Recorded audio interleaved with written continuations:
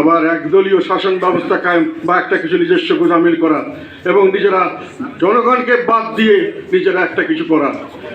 নির্বাচন চাই বললে ওনারা মন খারাপ করে, আবার বিএনপি নাকি খুশি হয়।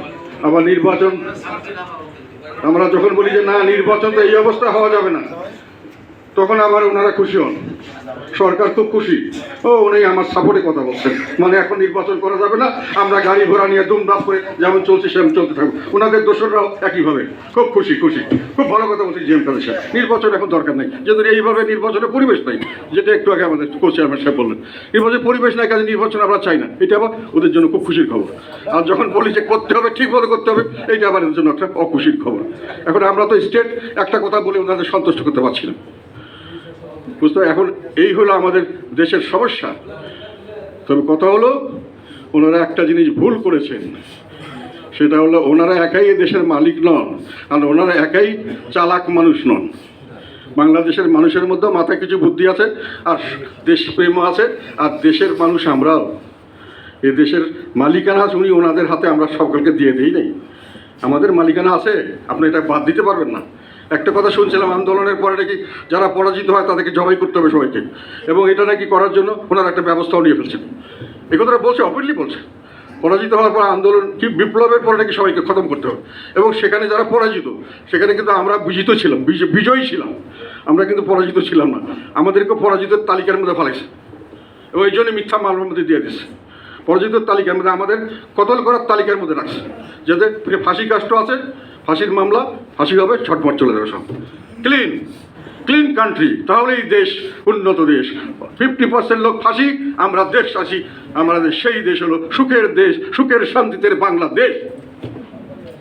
আপনারা কি এই দেশে চান নাকি? চাইবেন কেন? আপনারা তো জবাই করবে, আপনারা জবাই করা লোকে তো খুশি হওয়ার কোনো কারণ নাই।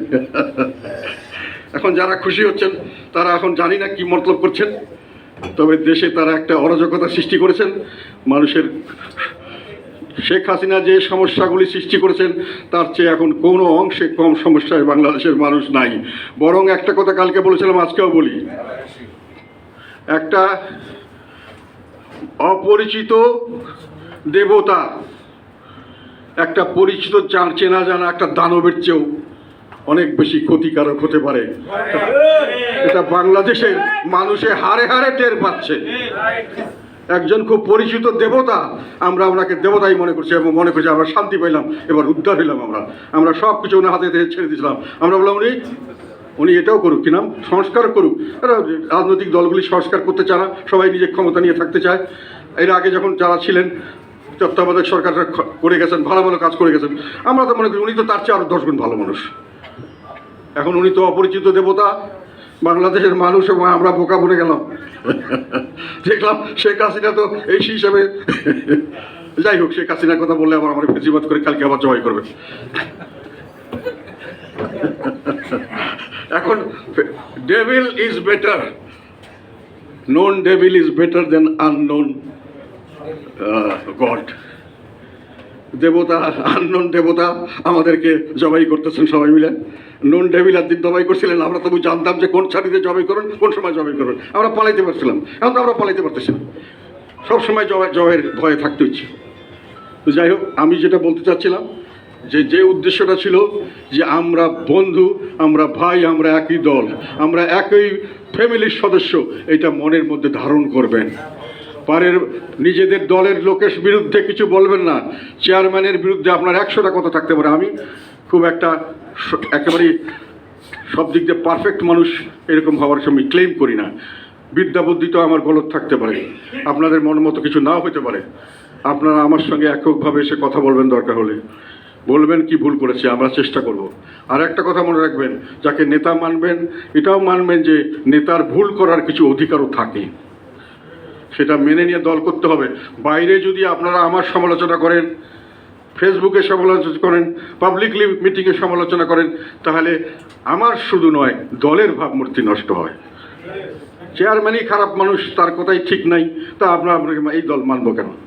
আর সেটা আপনাকে করতে হবে না, এটা বলার জন্য আবার একটা গ্রুপ আছে আমাদের, 24 ঘন্টা এটা করতেই থাকবে। এরা আবার বর্তমান সরকার কিছুটা এদেরকে আবার এখন সাপোর্ট দিচ্ছে বলে মনে হয়। সেটিংটা আছে, সেই কারণে এই কথাগুলি আপনাদের দরকার নাই। আপনারা যদি কোনো অসুবিধা মনে করেন, আমি খারাপ কাজ করছি, আমার কাছে আসবেন, বুঝায় বলবেন, আমি শুনবো। আর কারো বিরুদ্ধে বললে তার সামনে বলবেন, আমি তাকে সামনে আসবো, তারপরে বলবেন। সিদ্ধান্ত আমি আপনাদের মতামতের ভিত্তিতেই নেব। আমি নিজে সিদ্ধান্ত বেশি নেই না, আমি অত্যন্ত ডেমোক্রেটিক হিসাবে সব কিছু চালাতে চেষ্টা করি, কিন্তু এখন পর্যন্ত বাকি দুটো বড় বড় দলের হিসাব মতো, কিন্তু ওনাদের কেউ নেতার বিরুদ্ধে কেউ চ্যালেঞ্জ করে কোনো কথা বলে না। আমার বিরুদ্ধে কিন্তু সবাই চ্যালেঞ্জ করে কথা বলে, সকাল থেকে রাত পর্যন্ত সবাই চ্যালেঞ্জ করে।